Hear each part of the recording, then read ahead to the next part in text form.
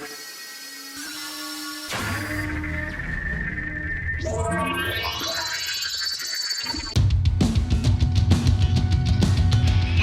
to the SHW Podcast. SHW, this is our wrestling. Hey, you think you could walk all over me, but I don't see that happening. We're warriors who strike terror into the hearts of others without warning.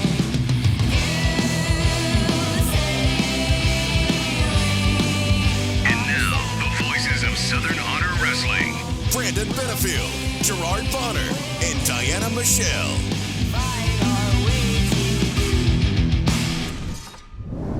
What's going on, everybody? It's that time of the week. It's Friday. You know what that means. It's time for your favorite podcast, the SHW Podcast. This is our wrestling. Yes, we are back. No, we did not forget about you. And yes, we got some big news to announce, and we'll get to it here in just a little bit. I'm B-Double Brandon Benefield alongside the great GB Gerard Bonner and the lovely Diana Michelle. We are V3, and we are back together finally. Finally. You guys, we've got a lot to talk about. We've got a big announcement to make. But before we get to all that, how's everybody doing? It's been a couple weeks. Everybody good? It has been a couple of weeks, and I never get over it when we're apart so long. I know. It's just because we see each other here and we see each other at the shows, but Then we take a month off of the show. then we and it take throws- a month off, and it's like throws it 2 all months off. before I see you. I don't like it. I don't like it. We got to figure something out, but it is good to see you guys. I've missed you. Yes. But we've been working, y'all. Well, and We have not been sitting around doing nothing. let me say this, and I'm sure someone will slap me on the wrist for saying this, but congratulations to both you, Brandon, and Diana, for some big things you guys are doing. Part of a situation where you're now on TV.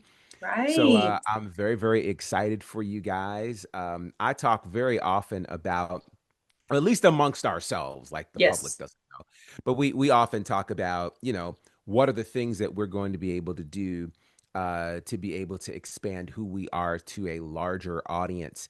And so, I'll say this for the fans of Southern Honor, and let me just say it this way. If you have something really, really good, most times you want to just keep it to yourself. But sometimes it's so good, you absolutely have to share it. It's just not fair, and we'll probably get to that with our guest today, for someone who's so good that he just can't be here, and I think that's the beauty of all of us in B3 is that we're so good that it's unfair that we're only in one space. So I'm really, really glad for both of you guys to be in a weekly television setting, which I think is fantastic. So if you guys don't get enough of us here, you can watch every Tuesday on Peachtree Sports, Tuesdays at 9 p.m. Eastern. Check it out. And then, of course, it's on Triller TV for free the next day. We can tell 1FW, which is a promotion we've worked with here at Southern Honor. So very, very excited for you both. Brandon being the voice of that company, along with Conrad Thompson, which I think is just a massive move. Isn't that nuts? That's just nuts. It's crazy. It's crazy. Diana, of course, doing her great job as ring announcer. So I'm excited for you guys. I just love to see all of the expansion that's happening for us as a crew. So congratulations. Well, hey, thank you very much. Very much appreciated. But hey, right back at you. Congratulations. You're working out of state, out of country. You got Doing all kinds of stuff. all Caribbean. I mean, you're crushing it too, my man. So don't let everybody out here think that you're not working, because you're working. Every time I see your social scroll, I'm thinking, okay, this is something new. This is a new topic. Hold on, this isn't just wrestling. Hold on, this is something completely different. I love it. Thank you. Yeah. I can't keep up. I never could keep up with you, but I can't keep up with everything you do. We've got some work this weekend, so we're all over the place, and we'll be together again in a couple of weeks. Actually, that's right. Oh, I can't wait. Well, on that note, let's talk about this big announcement I want to drop. November 14th, ladies and gentlemen, put it on the calendar. SHW Still Here 7, our 7th anniversary, November 14th. Is taking place right around the corner from the Action Building, RIP, our former home of Southern Honor Wrestling. And I took a break or something. So we wait, should go by and get a. I was gonna little say, memento. have they done what they were gonna do with the Look, building, or I don't haven't- think I think it's still standing and we're just not able to go in. I went by there a week or two ago, and I'll get Okay. to this because I got another story to tell you about checking out the new venue. But when I went by a couple weeks ago, it was still there, still standing. Okay. So I don't know what the time frame is on if it's getting taken down or not. But Well, I want a brick. well, there you go. We should all sign it, engrave it with the SHW logo or something. Absolutely. Oh, I want a man. brick. But yeah, so we will be right around the corner from there at Reformation Brewery in Canton. And of course, stay tuned to the socials for all the upcoming match announcements. There are two big matches that we already know about. Gary Lamb, yes, believe it or not, Gary Lamb facing off with Matt Griffin inside a steel cage. God bless America. Unbelievable. And then the big main event match will be our guest tonight, which I neglected to say at the top of the show. We have a big guest lined up coming up here in just a little bit. Our guest tonight, Joe Black, the Southern Honor champion, defending against the Rumble Jack winner, Alexander Lev. And yeah, so that's going to be the big main event. We're going to talk to Joe here in just a little bit. But before we get to that, I did want to tell you guys. So a big congratulations to our very own Killbilly Nathan Mowry and our former backstage interviewer Susie Quinn. They tied the knot a couple of weeks ago. And believe it or not, the reception was at the new home, or new temporary home at least, of Southern Honor Wrestling, Reformation Brewery. So I got up there, did a little reconnaissance, checked the place out. It's a cool little spot. And believe it or not, I guess check this off the bucket list, which I didn't ever realize it was on my bucket list, but I have called a wrestling match at a wedding. wow, Go figure. wow, And they had a wrestling ring set up at the wedding reception. Of course they And did. yeah, it's the Killbilly. What do you Of expect? course they did. And Of course somebody had to bleed. Tell me somebody bled. there was blood, as a matter of fact. So here's the deal. Was it Nathan? It was not Nathan. Okay. In fact, he wasn't even in the match, believe Are it or you not. kidding? No, he was not in the match. How did he get out of that? They had what they called the bouquet battle royal. Okay. Normally the bride throws the bouquet. The next person that catches it, well, you know, tradition is that they're supposed to be the next person to get married or something like that, right? Dear God. Well, in this case, it was whoever won this battle royale would win the golden bouquet, Susie's golden bouquet. Wow. Well, here are just a few of the names that we saw that you will recognize from Southern Honor Wrestling land. We saw Carly Bravo, okay, one half of the tag team champions. We saw Sean Dean, the other half of the tag team champions. He's Yes, already married. the infantry were there. We saw David Ali, former SHW He's already champion. married. We saw Troublemaker. Lindsay Snow, who we just saw at our most recent show. She was in the house. Sean Christopher. We saw Darian Bankston. We saw, who else? Hardcore Hillbilly. Hardcore Hillbilly's the one that bled, by the way. He got Okay. that makes sense. I believe, was it Lindsay Is that Snow? Nathan's cousin or something? Something like, there's some Some sort other- of connection there. But I believe Lindsay, didn't she put the pins or the Yeah, I think the I saw pictures of tattoo that. needles in didn't she do it to Nathan at the last show, at our last she show? did. Well, she She did it to the hillbilly, hardcore hillbilly at this show, so there was a little bit of blood there. And then there was somebody that Well, Look, wait, here- before you do that, Okay. go ahead. Just people need to know about this hardcore hillbilly. We happened to call a match We for the hardcore hillbilly when he faced the killbilly. Yeah. Mm-hmm. Well, actually, he got involved in the match somehow, and him getting involved involved somehow firecrackers, like Is fireworks being stuck down the back of his pants, and then lit and on fire. they went off. Yeah. Yes, they went off. That was So wild. the fact that he That's got just needles straight in his head, self-mutilation. People have lost their minds. yeah, needles in his head seems rather small That was pretty compared to tame. Yeah. fireworks coming out your chutes and ladders. In the nether regions. Yeah. Not the chutes and ladders. Yeah. Well, Shoots so and I was taken aback because here's the thing. So I get there and they're like, "Hey, you're here. We have a wrestling match. We're gonna give you the live mic. You just want to call live commentary on the Oh my on God. the thing." So okay, No here I am. pressure. Yeah, here I am calling commentary on this at a wedding of all places. So again, never thought I'd be doing that, but Yeah. I was given a list of the competitors, right? So when they come out, a lot of the familiar faces that I recognize, they've come through Southern Honor. And then there's one particular name, Matilda. Okay. And I don't know who this woman is, but Matilda the Hun? no, not Matilda the Hun. That's Tilla the Hun, right? This is Matilda. Not Matilda, the little movie with Danny DeVito and the little girl. Not that Matilda either. Continue. I'm trying to see if I know who this is. But anyways, so I'm like, who is this woman named Matilda? So I announced Matilda, and out comes this very, let's just call her Amazonian woman, who bears a striking resemblance. By the way, tight black dress, not the most flattering figure, red hair. Trust me when I tell you who it was. You'll be fine with what I just said. Long red hair, orange hair, who struck a very striking resemblance to one mouth Matt Griffin. Oh, come on. And I could be wrong. Maybe I just thought they looked alike, and maybe that wasn't really him in drag. Does he have a sister? Perhaps. But I do know at one point the hair came off courtesy of Lindsay Snow, and then he grabbed it, or she grabbed it and put it right back on. But anyways, so Matilda ends up winning the bouquet battle royale and was presented the bouquet by Lindsay Snow from Susie Q. And it was surreal and bizarre, to say the least. Wow. But anyways, all that to say, I've checked out the venue. It's a very cool venue. It is fit for pro wrestling. It got broken in the pro wrestling world. Yeah. At the Kill Billy. Well, if they can handle that, they can handle Southern. Yes. Yeah. So, anyways, very excited to announce that we will be there November 14th for SHW Still Here 7.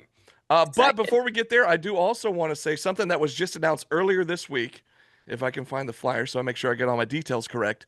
We did take the month of October off for our main show, but there is a kind of a pop-up show. I don't know if we want to call it that, whatever you want to call it, but it's a festival that's happening in Cartersville, Georgia, and it's going to be at Southern Devil Harley Davidson, and you can find the flyer on the SHW Facebook page and Instagram, and find the address and all that good stuff there. But it's Fight and Fright Fest. Saturday, October 25th. It's going to be 11 a.m. to 5 p.m. And SHW will be there. There's going to be live music, food, family, fun, all that good stuff. And the SHW matches start at 12:30. And so you're going to want to get there for that. Check out the flyer. You'll see a lot of familiar faces and some new faces that we haven't seen in Southern Honor that will be making appearances at this SHW show. But without any further ado, we have a special guest.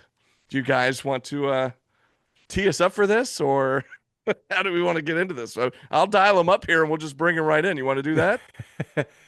Let's do it, ladies and gentlemen. The champ is here, fresh off of another big title defense. In the house, the one and only Joe Black. The champ is here. Joe Black, the Southern Honor champion, is in the house. Joining us once again. We're so glad you're here. Of course, Southern Honor has taken the month off of October. However, the champ never takes any time off. He was at Pro South just this past Friday, 1 week ago, as a matter of fact, and he defended that title successfully, I might add, against Justin McKenzie. Joe, none of us were able to make the show. Of course, we will post the link. You can watch it on the Pro South YouTube channel. As it was posted there, or streamed there live, actually. But Joe, kind of tell us your thoughts on your title defense there, defending that Southern Honor title. I think, if I'm not mistaken, this might be the third time that it's been defended at Pro South. I believe Logan Creed, David Ali, and now Joe Black, if I'm not mistaken. So how'd that go, and what was that like, defending our title in a different promotion? Business as usual. Yeah. Justin is a good kid, hungry. He has all the latitude to be anything he wants to in the business, but regrettably, he cannot be the Southern Honor champion. That's just facts. Yes, definitely facts. But it was a fun little match, kid. He brought it. He caught me slipping just a couple times, and anything could have happened, but I'm determined to hang on to this belt as long as I possibly can. But he brought the fight, so it was a good experience to have, definitely. Also, and GB, if I'm not mistaken, this where does this put Joe as far as title reigns or title defenses? He's Yeah, it's funny. It's funny you say that because I was going to mention that this is defense number 10 okay. for Joe Black, which now this creates a very interesting space, right? So Joe Black right now is officially number 2 in terms of the longest reigns at Southern Honor, officially crossing the 365-day mark last week. But now when it comes to title defenses, he has the most title defenses of any man to hold that championship.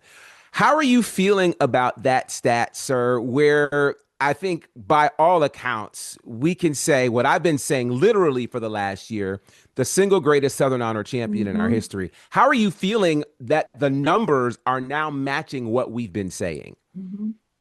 It's an extraordinary feeling, having to give up the belt a mere month and a half, 2 months after I won it due to injury, and now having the most title defenses in the history of the company. That's pretty dope. I am a fighting champion. I know Southern Honor's taking a little bit of time off until we get the venue in order, but I don't take time off. So I'm glad that I can fly the flag of Southern Honor in, different states, and actually about to fly the flag of Southern Honor in North Carolina in a couple of weeks with another title defense. So nice.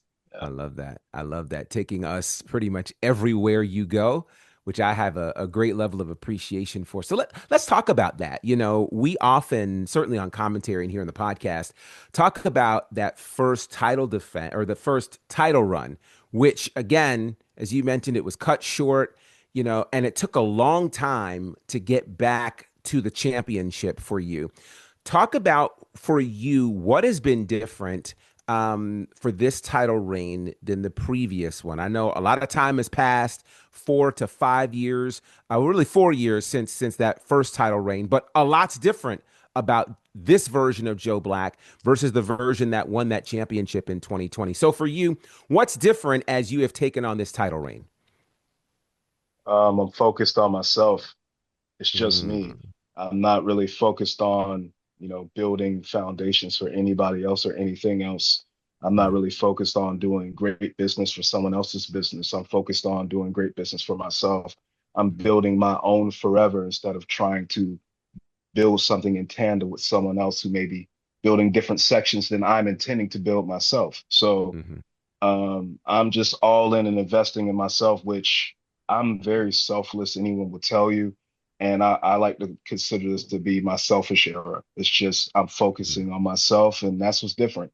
I feel like I'm finally starting to get a little bit in terms of my flowers, and it just came off of realizing that I'm dope and that it's perfectly okay to do things for myself for once. So this title reign is for me, pretty much.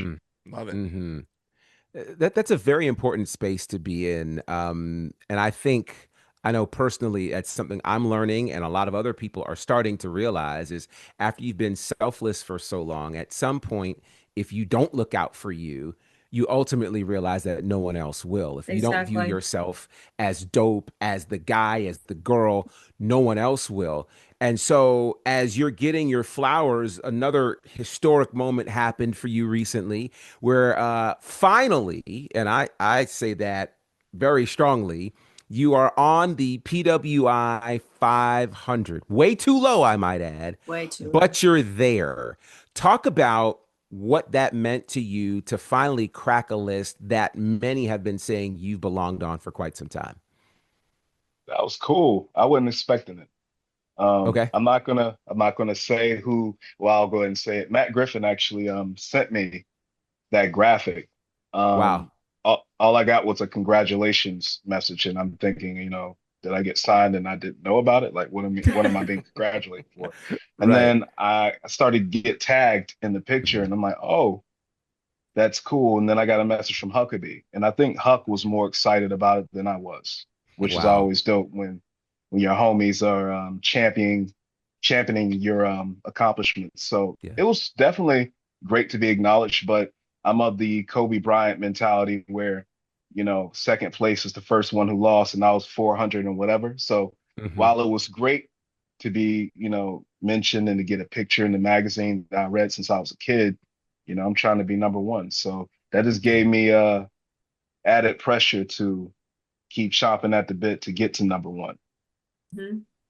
Mm-hmm. Well, I'm gonna ask one more, and then because I feel like I'm hogging it, and then I'm passing it off. You go ahead. Go ahead. Go ahead. But speaking of number one, this takes me back to our last show, SHW 77. Leave the Memories Alone, and it was a night that was wildly unpredictable. And coming into the night, we thought, you had one thing prepared, and what ended up happening may have been the single greatest thing that could have happened. You ending up in a gauntlet match of sorts. Like a scramble, yeah. A scramble match, an elimination match against almost every other Southern Honor champion in the history of the company. It was 7 or 8 different champions you ended up in the ring against, defending that championship all at once. Talk a bit about that match, the significance of that match, and what it meant to walk out of there and still the Southern Honor champion. That was amazing. I mean, the history of that company was, on display the whole night. Mm-hmm. All the callbacks, the familiar faces. We had AC Mack on commentary. Yeah. Judeus was in the house. If the amount of champions in that house on that night was, you don't really see that at a lot of places, if any. Mm-hmm. And the fact that I had an opportunity to not only defend the championship against all those great former champions, but to test my mettle, because these are not only former champions, but these are all current champions everywhere around the world right now, all over Georgia. Yes. David Ali is killing it in Chicago. He probably has 15 different championships now. Right. And now this is it's a proving ground for myself. It went from trying to prove myself against the person who made me want to start wrestling to proving myself against the best of the best as it pertains to the Southeast, not just Georgia. Right. So I think that was the perfect way to end that night, and encapsulated what we've done in that building up to that point. And you couldn't write a better ending for that building than that match. And so it was an amazing experience to me. If I would have lost to any of those guys, I couldn't have had any sour grapes about it. It was just cool experience. It was cool to watch. Absolutely cool to watch. Yeah. And GB, you kind of went the route I was going to go. I was going to, because we've already recapped that show a couple of weeks ago here on the podcast. But we just thought it would be cool to get your perspective, and you kind of already walked us down that lane there. Now, Joe, you and I, we spoke. We were with Dylan a week or so, maybe 2 weeks before that night took place. And so we knew a little bit of things that were to come on that show. But I will tell you firsthand, sitting in the commentary booth, there were so many things that happened that I had no idea about. Just unexpected surprises, surprise after surprise, it seemed like. Now, I know you were in the back. You were coming up in the main event, so you had your focus probably on that. But were you kind of paying attention to the rest of the show? Were there any big things that happened that you didn't see coming by chance? William Huckabee was there. Yeah. Yeah. He was. He stole my moonshine. Oh, man. Did Wow. He did. Joe. Uh-oh. He did. I know where that moonshine came from, so you just fired somebody up. Exactly. Mm-hmm. And I didn't see it, but I'm going to blame William Huckabee for it. Okay. That's probably about right. Yeah, that sounds about right. Hey. I also saw my homegirl Danny J ran into Brandon as well. Yeah, well, yeah. That was for old time's sake. One more for old time's sake. How's the chin? Chin okay? I'm all right. It's been a couple of weeks since then, so I'm healed up. But yeah, I figured you would like that. You were always a fan of the Danny J giving me the cheap shot, so I knew you would see that and probably enjoy that. Definitely did. But there was, just so much on that night that happened, that took place. Overall, though, Joe, I know you kind of touched on it. There was a video that was released of you that you put out before the show talking about the memories, the history of the action building.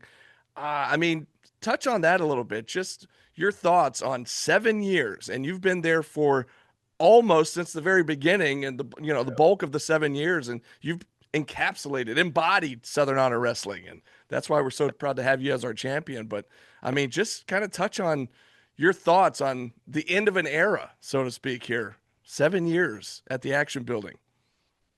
7 to me is a divine number. It's one of my favorite numbers. It is Yeah. the number of completion. So I feel like we told a beautiful story that was completed that night. Now, that's not to say that the book is closed. You know, we got other chapters we can write, but as far as that building, you know, that was the most beautiful Finney Inn. I mean, I wrestled Sean Legacy in that building. You know, we all know where Sean is now. I wrestled Jackson Drake in that building, Austin Theory in that building. The first time I met Raven was in that building. I met Scott Hall in that building. I met Diamond Dallas Page in that building. David Arquette, of all people, I met him in that building. I got to talk about Mike Tyson with Butterbean in that building. Wow. It's so many memories in that place. Like, I got to live out childhood dreams and put myself in the shoes of some of my favorite characters of pop culture and comic book lore. And I got to wrestle my best friend and put him through a windshield, which is always cool to talk about. I got to wrestle my OG in Murder One. I got to tag with Murder One and become a tag team champion with Murder One. Got to wrestle a guy that I was mentoring in the Kenway. Hell, if we're going to take it there, the only reason I won those tag belts is because my ex-girlfriend distracted Dylan.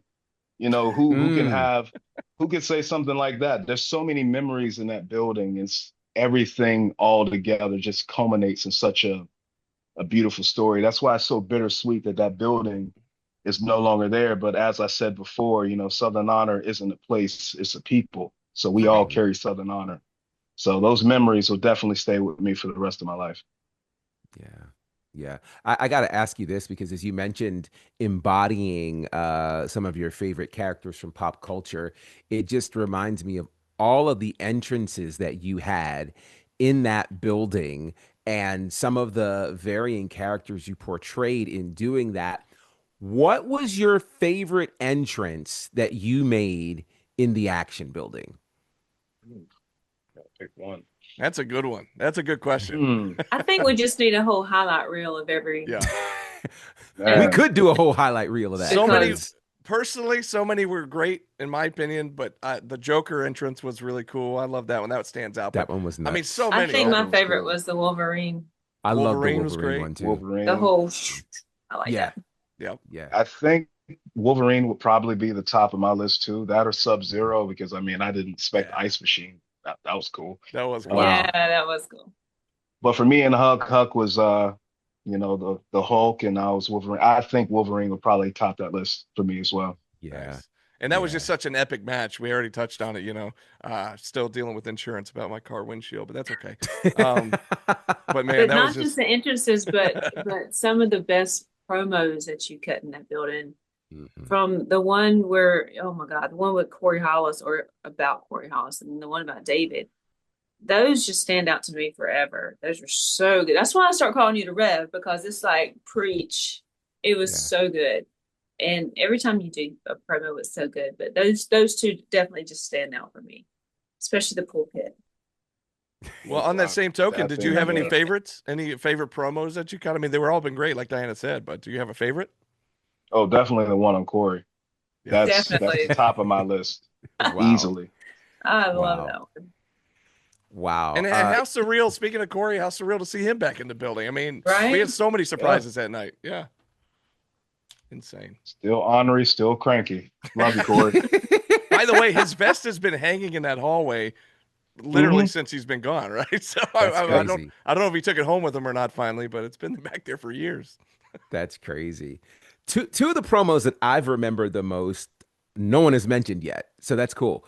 One of them was the night you ended up relinquishing the title, and it was a night where, you know, it was very emotional, and you also called out a couple of names that night Did. that you pretty much were just like, get it together. You called out David Ali, you called out Hanson, and you were just basically talking about how it was really their time to shine since you were away.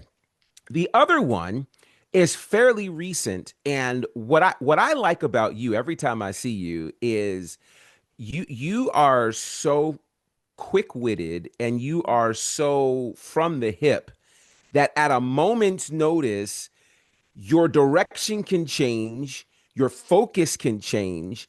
And so I'm reminded of the promo that I don't think was even supposed to happen after the match with Kenway. And you were trying to share with him, just how important he was, and some knucklehead in the audience tried to challenge you, which wasn't a brilliant move at all. But I did want to ask you about, kind of your thought process, going into that moment, because it became a very vulnerable moment where we all realized in real time, oh snap, he's telling us a whole lot right now.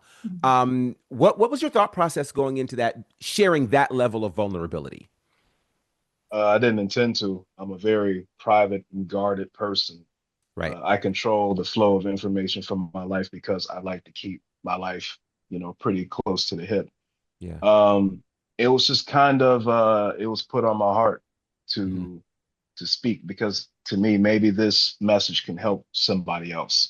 For Yeah. me, it's an obstacle. It's just another thing, another hurdle. But to someone else, it may be a wall. It may be Mhm. insurmountable odds to them. So perhaps seeing me in that vulnerable state and hearing that I go through it, maybe that'll give them the strength to run through that wall. So I didn't intend for it to happen, but it was put on my heart. Usually I ignore those murmurings, but I Mhm. chose to listen that night. Yeah. As far as the heckler, Mhm. uh, I grew up watching battle rap. I used to battle rap, and I also grew up watching Eddie Murphy stand-up comedy and Richard Mm. Pryor.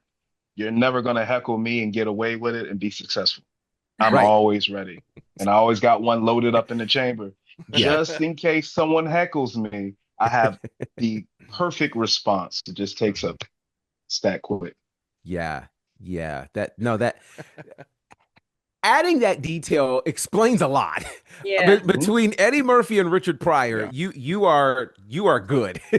You're totally good. I will also say on the other side of that, I absolutely think that your vulnerability that night made a massive difference to far more people than you will ever realize.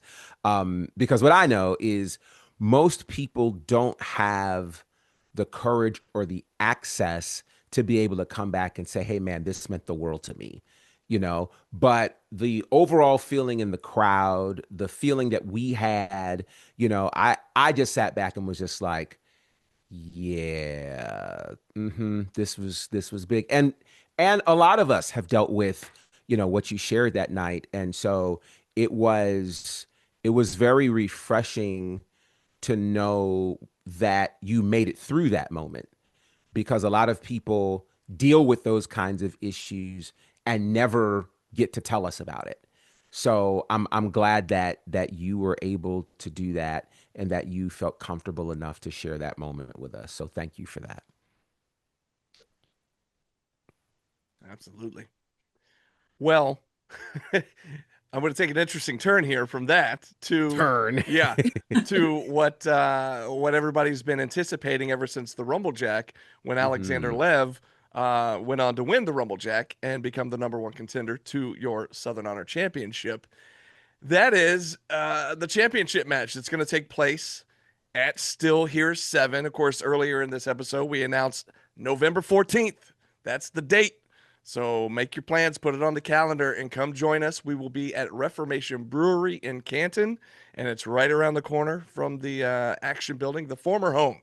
It's weird to say that, but guess I got to get used to it. The former home of SHW. We'll be at Reformation Brewery now, at least moving forward. I don't know how many shows we're going to end up having there. Time will tell, but I do know November 14th, we will have Still Here 7 there. And the main event of Still Here 7 will be Southern Honor champion Joe Black defending against Rumble Jack winner Alexander Lev. We've talked a little bit to you already since, because it's been the Rumble Jack feels like it was forever ago at this point. But so Right. I know we've Right. talked about it a little bit, but now that it's more on the horizon here, how you feeling going into November 14th? Well, I feel great. You should ask Alexander Lev that question That's true. That's true. because this is a short message to Lev. I know he watches these. Lev needs to figure out who Alexander Lev is.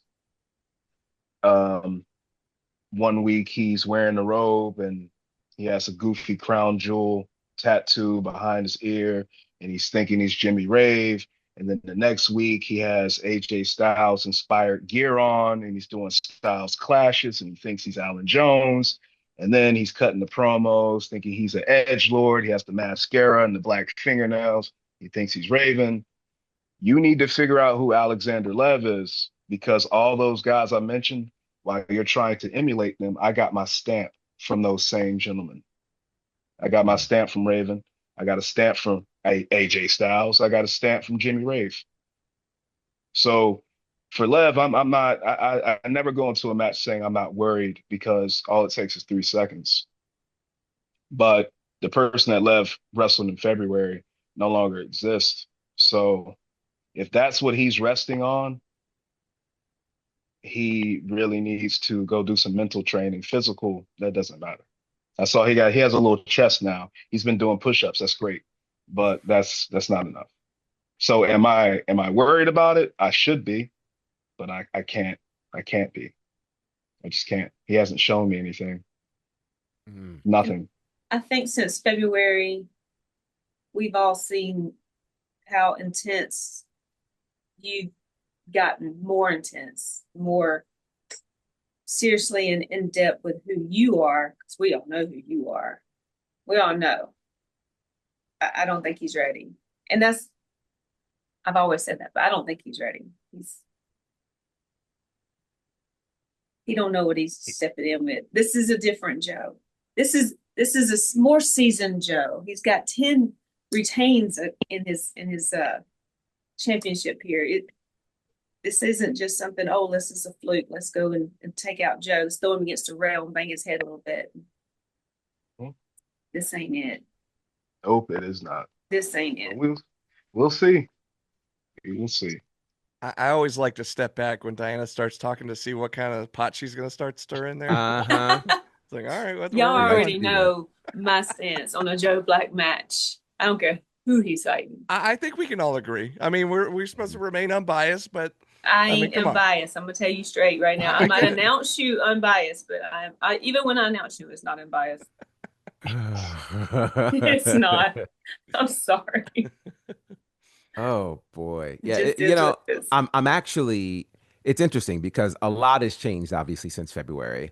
You look at all that Alexander Lev has gone through, and Lev is certainly I want to say he's different than February. I think he's made some improvements. I think the problem though is he anticipated you remaining the same while he made growth moments and progress and the like. The problem is you've moved on from that and you have grown and progressed at a faster and more significant rate than he has, which is what makes this match right now, it almost looks more one-sided, at least on paper, than it did in February.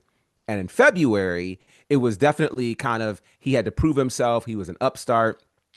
He's had several matches. Let me ask you this.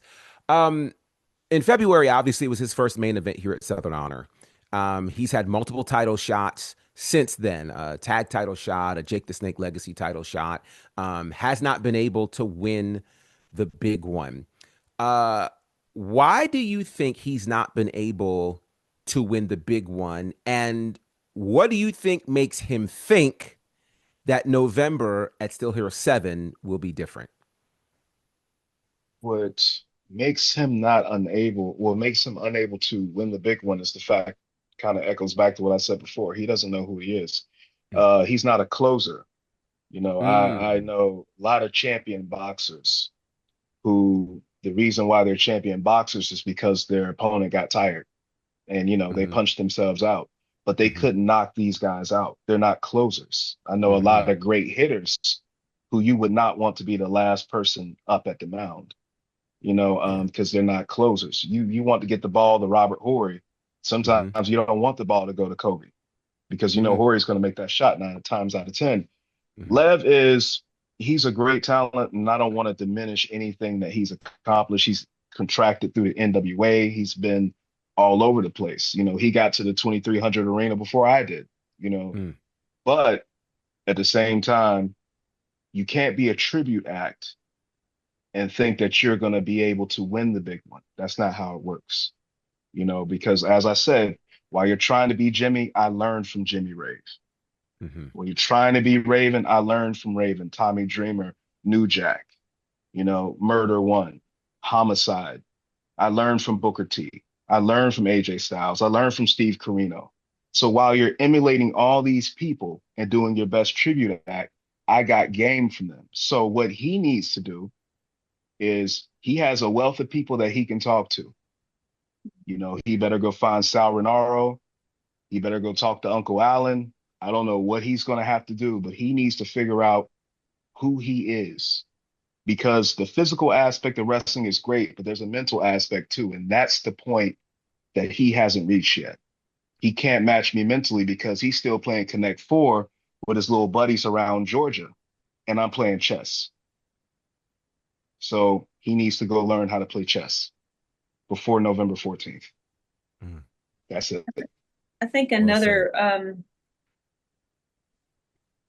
another part of Lev is he's got that little fan base that was just lighting Southern Honor, the action building up. It's going to be interesting to see how that plays out at this new location. Is it going to be a factor for him? Is it going to give him whatever he needs to feel confident? Every time you change a venue, it's a different sound, it's a different feel. It's not the action building. That's what we all have to deal with. It's not the action building. It's going to be a completely different, vibe. But I don't know if he's going to have what he's looking for out of that either. And he was really leaning on those fans, really leaning on them. I mean, they were all for him. So I'm interested. I want to see how that goes. Yeah. I I'm have curious faith about in that him. too. Yeah. Go ahead, Joe. I have a lot of faith in that kid. He's like a little brother, but when I look at wrestling just like boxing, there are a lot of boxers that are great friends with each other. But once the purse is decided and they're announced as opponents, they're enemies. Mike Mhm. Tyson was friends with a lot of boxers, and he would try to help them up after he broke their jaw. Mhm. So I mean, right now, Lev is not little brother to me. He's not the Trunks to my proverbial Vegeta. He's an enemy, and that's all I see him as. Right now, I'm making myself hate Alexander Lev. I don't want to have any I don't want him to have any redeeming quality to me. I want to see him as nothing more than someone who is trying to encroach upon my territory and take food off my plate. That's all I see him as right now. And if he's still seeing me as big bro, as a mentor, as any of that, he's going to lose. Period. That's why I said he needs to start playing chess, not checkers. Yeah.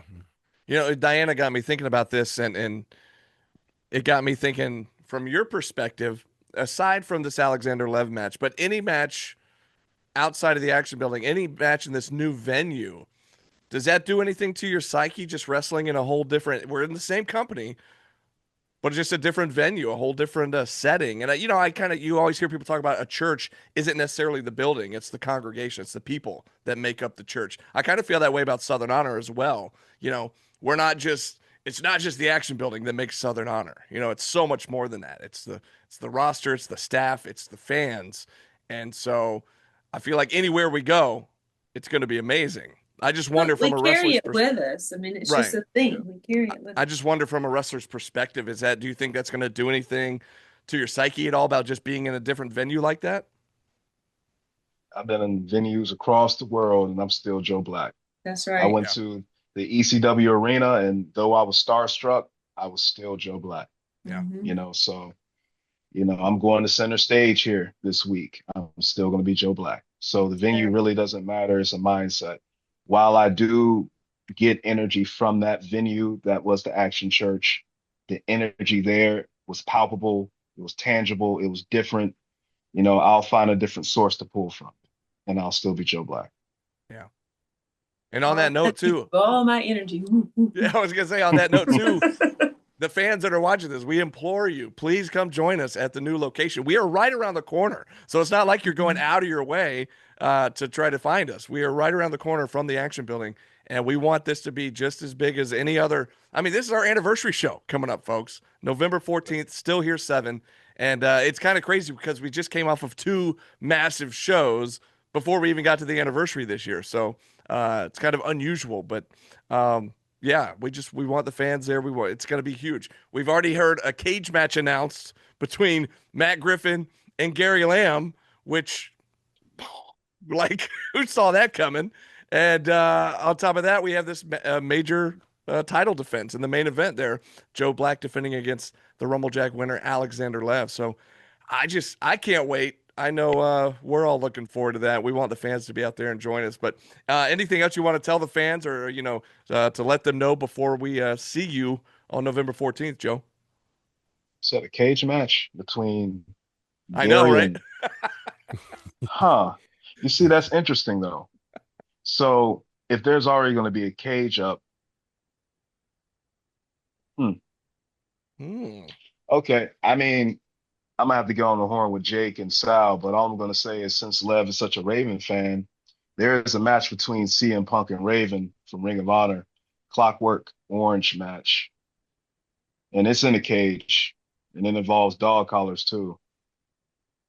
Huh. Oh, so if I'm gonna plug the show, if I'm talking to the fans, all I'm gonna say is Joe gets what Joe wants, and I want a Clockwork Orange match. I want dog collars and I want a cage. I don't want Grayson Pierce running in. I love Huck for getting my back at the last show, but I don't want Huck running in. I don't want Murder One running in. I don't want Kenway to drop from the heavens out of nowhere and jump in the match. I want it to just be me and Lev. So if Lev somehow beats me, Lev beats me. It's no extenuating circumstances. If I beat Lev, I beat Lev. It's one and done. That's it. So I'm gonna try to make that happen. But if there's already gonna be a cage up for Gary and Matt Griffin, which I'm sure Gary's gonna knock him hell out again. So you might as well keep that cage up. So if I were y'all, I'd come out. Wow. You're about to see an epic. Everybody else is writing, allegories and Aesop fables. I'm about to write y'all Shakespeare. Come out in November. Oof. Breaking Preach. news. Wow. Oof. Wow. Okay. GB, Okay. I know you got a million things running through that head right now. I'm just trying to process what I just heard. Like, Woo. you just Man. challenged him to a Clockwork Orange match. Wow. Okay. Yeah. So we're gonna have to wait to hear from Lev to see if he accepts and to see if the powers that be will go for this. But man, We're here wow. for I it. feel like if he wants his title match, he'll accept it. Wait. Sure. Wait. I mean, you said one and done, right? Did I hear you say that? You did. So does that mean? Obviously, it means if he loses, no rematch. That's it. But on the very off chance that something wild happens and he wins, are you saying there's no rematch from that? I mean, anything can happen in the wacky world of wrestling. The Undertaker retired 15 times. This is true. That's true. Very true. But me, I'm the type of person where if I feel like a story is over, I might crack open the cover and read a couple of pages here and there, but there's no more pages to write anything else in. It's time to open up another book. So all I'm saying is if Alexander Lev beats me, then obviously the book is his to write, right? So I'm going to let him write it. I'm going to let him cook if he wins. I want to see if he wins, what kind of run he can have. I want to see what happens when he puts the pressure of having not only an entire promotion on your back, but Southern Honor is the Southeast. So now you have a whole region on your back. I want to see how he holds up to that pressure. And I'm just like Batman. You shine that signal in the sky. I'll be back, but I want to see what he does with it.